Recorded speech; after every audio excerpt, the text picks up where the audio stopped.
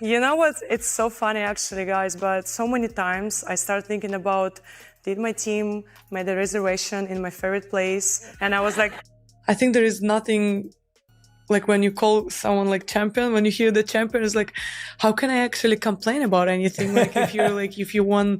Thousands of Filipino flags packed stands a roar that nobody in Linz, Austria, saw coming for a player who wasn't even supposed to be in the main draw. That was just a warm-up because Germany hasn't even started yet. Alex Eala arrives at the Porsche Tennis Grand Prix in Stuttgart on April 13th. Hey everyone, I'm so excited to be back. Can't wait to be out on court and I hope to see you there. And the anticipation building inside the Porsche Tennis Grand Prix is already unlike anything this tournament has seen in years.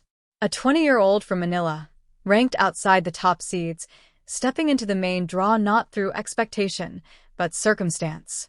She only entered after Olympic champion Zheng Qinwen withdrew due to injury. On paper, she was a replacement entry. But the way the tournament reacted told a very story, because Stuttgart didn't present her like a fill-in. It introduced her like a headline. And that single detail says everything about how the sport is starting to view her. Now, enter Aryna Sabalenka, a world number one, a multiple-time Stuttgart finalist, a dominant force on the WTA Tour, and one of the most recognizable names in women's tennis. Yet for this edition of Stuttgart, she is not even in the draw, and still, somehow, she remains part of the conversation. Music, because just weeks before the tournament, former ATP players such as Sam Querrey and Steve Johnson publicly suggested that Alexandra Eala's matches were already generating crowd interest that rivaled or even exceeded some of the sport's biggest global names. That claim didn't just circulate, it sparked debate across the tennis world. Music, and whether people agreed or not, one thing became impossible to ignore. Attention around her is no longer proportional to ranking. It is proportional to impact. That's the shift. And it's the reason Stuttgart 2026 feels different from anything that came before it. The Porsche Tennis Grand Prix has been part of women's tennis history since 1978. Legends have passed through its courts: Martina Navratilova, Steffi Graf, Maria Sharapova, Angelique Kerber, and many more. This is not a tournament that lacks prestige. It is a tournament built on legacy. But in 2026, something changed. Not in the history of Stuttgart, but in the way the crowd responds to who walks onto its court. And to understand that shift, you have to go back to where it all began. Absolutely. And there's a certain stepladder that you have to go through before you get to elite sports. So it starts really in high school. Porsche Tennis Grand Prix didn't treat it like a routine entry either. The tournament's official announcement of Alex Eala's inclusion read, "Fans can now look forward to seeing Alexandra step in." That phrasing matters, because tournament communications are carefully controlled. They don't casually frame replacement entries as must-watch attractions. That language is reserved for players who are expected to generate real attention. And in this case, it signaled something subtle but important. Stuttgart was already aware of the shift happening around her presence. The response followed quickly. Across Europe, Filipino diaspora communities, many of whom had already followed her matches in Linz, began organizing travel plans for Stuttgart almost immediately after the announcement. Flags, tickets, group chats, travel routes. The same pattern repeated itself, just on a larger scale. What started in earlier tournaments wasn't local anymore. It was becoming continental. And now it was arriving in Germany. But this is where the conversation becomes more complicated for the established order of women's tennis. Because Stuttgart is not just any WTA 500 event. It is one of the most tradition-rich stops on the calendar. And for a player like Aryna Sabalenka, a multiple-time finalist in Stuttgart, the tournament represents unfinished business. She has reached the final here 4 times without winning the title. Most recently, she fell short in the 2025 final against Jelena Ostapenko. The Porsche Tennis Grand Prix has consistently been one of her strongest events, but also one of her most frustrating. And that context matters. Because Stuttgart isn't just about who enters the draw. It's about who has already built history here and who is still trying to finish it. So, when a replacement entry begins to dominate the conversation around a tournament with that level of legacy tension, it creates a collision between expectation and disruption. And that's exactly where the story is heading next. It is arguably the most significant WTA 500 event on the European clay swing that Aryna Sabalenka has not won. So, her absence from the 2026 edition of the Porsche Tennis Grand Prix is not a minor scheduling detail. It is a gap in an otherwise dominant clay season narrative.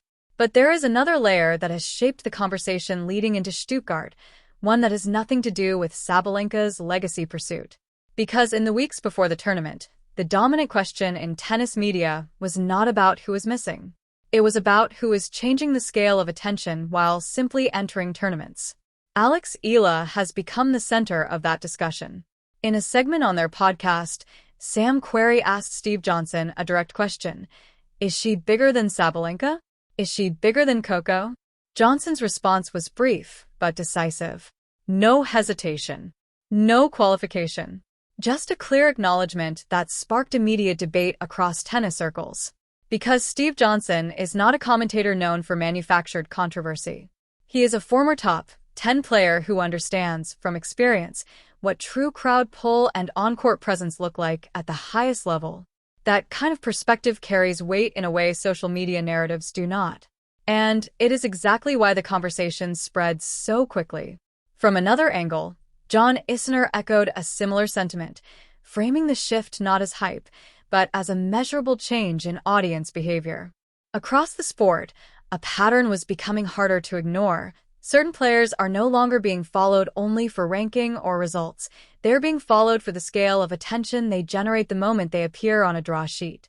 And that is where the Stuttgart conversation begins to shift from legacy to disruption. He pointed to something far larger than individual performance, the untapped scale of the Philippine market. A nation of over 100 million people with a deep passion for sport, but until recently, without a consistent presence at the elite level of women's tennis. Now that has changed. Alex Eala has become that breakthrough figure, the first real global reference point for Filipino women's tennis on the biggest stages, and as John Isner highlighted in discussion, the impact would be even greater if similar representation existed across both the men's and women's game. The underlying idea is simple. This is not just about one athlete. It's about national representation entering a sport where it had previously been absent at the top level. That shift creates a kind of audience energy that established tennis markets cannot easily replicate. Music, Aryna Sabalenka represents Belarus. Coco Gauff carries a major American fan base. Iga Swiatek has Poland behind her. But in Eala's case, the scale of attention comes from something different, a global diaspora and a long unserved national audience finally seeing itself represented at the highest level of the sport. That is the arithmetic behind the conversation, and the reason it has caught so many inside tennis off guard. At the same time, there is a necessary and honest counterpoint. Eala is not primarily known as a clay court specialist. Like many young players still developing their identity on tour, her results on the surface have been inconsistent, shaped by inexperience, adaptation, and learning under pressure. That is part of the challenge in Stuttgart. Because attention and expectation can rise quickly, but performance on clay demands patience, structure, and tactical maturity. And the gap between those two realities is exactly where her next test begins. Alex Eala's meteoric rise through 2025 and into 2026 was built almost entirely on hard courts. Miami Open, Dubai, Indian Wells, these were the stages where she truly announced herself. Fast surfaces, aggressive tempo, early ball striking, conditions that perfectly matched her natural game. But clay is a completely different conversation. Her 2026 clay campaign began in Linz with a grab her. It was controlled, composed, and efficient, but it didn't yet answer the bigger question about her level on the surface. Then came Jelena Ostapenko, a former French Open champion, the defending Stuttgart title holder, a player whose fearless, high-risk aggression makes her dangerous even to top 10 opponents on clay. And for long stretches of that match, Eala looked in control. She led 4-2 in the first set. She surged to 5-1 in the second. From that position, the match should have gone to a decider at minimum. Instead, it slipped away. Ostapenko turned it around to win 6-4, 7-5, a result that carries real weight when you zoom out and look at the bigger picture. because it means Eala arrives at the Porsche Tennis Grand Prix not riding momentum, but coming off a loss that exposed genuine vulnerabilities on clay. There are still gaps in point construction, in patience, and in handling momentum swings against experienced opponents who thrive in chaotic conditions. And that's where the dynamic with Ostapenko becomes important. She is also in the Stuttgart draw. The head-to-head still favors Eala 2-1 overall, but Ostapenko now holds the most recent and most relevant when on clay. That matters psychologically, because solving a player once on a specific surface creates a blueprint and confidence. Eala herself has acknowledged that she is still developing physically for these kinds of matches. Clay demands longer rallies, heavier movement, and sustained endurance, areas that take time to fully build at the elite level. Which means Stuttgart isn't just another tournament for her. It's a test. Not of hype, not of attention, but of adaptation. At the Miami Open, Alex Eala was asked a direct question in an interview. How do you prepare for players who are physically stronger or more powerful? Her answer was simple and strikingly honest. You could argue that everything I do is to prepare myself for those players. I'm still in the process of getting stronger. That level of self-awareness is rare for a 20-year-old, but self-awareness alone doesn't win matches, especially not on indoor clay against Grand Slam champions who have spent years mastering the surface. Music, results do. And that's why the Porsche Tennis Grand Prix represents a genuine crossroads moment. Because one thing is already guaranteed, the crowd will show up. The Filipino flags will be everywhere. The atmosphere will be electric from the moment she steps onto the court. But tennis has always been brutally simple beneath the noise. The player standing on the baseline has to justify it. This is the tournament where Eala has the opportunity to prove that the movement surrounding her is not just spectacle, that it's not just energy or hype or cultural momentum, that it's the foundation of a real contender. Stuttgart isn't just another stop on the calendar. Positioned between early clay events like Linz and major stages like the Madrid Open, it acts as a bridge between adaptation and expectation, between learning and proving, between potential and results. And for a player still developing on clay, every match here carries multiplied importance, because this isn't just about surviving the surface anymore. It's about showing that she can compete and win on it when it matters most. But for Alex Eala, Germany represents something that goes beyond tactics, matchups, or surface adaptation. This is her debut on German soil, her first appearance in front of a European crowd that hasn't just discovered her, but has been primed for months. Through viral moments, podcast debates, and coordinated support from the Filipino diaspora, the stage has been set long before she even steps onto the court, and that matters. Because the Porsche Tennis Grand Prix is not a venue that hands out energy freely. German crowds are informed. They are passionate, but selective. Their enthusiasm is usually earned through performance, not projected in advance, and yet, this time feels different. Even the tournament's own messaging hinted at it, framing Eala's arrival not as a late replacement, but as something to look forward to. That kind of anticipation places her directly at the center of one of tennis's oldest, most unforgiving questions. Can the player match the moment? Can the talent justify the narrative? Because expectation, once created, does not wait patiently. It demands proof. Meanwhile, from the outside, Aryna Sabalenka remains an unspoken part of the story.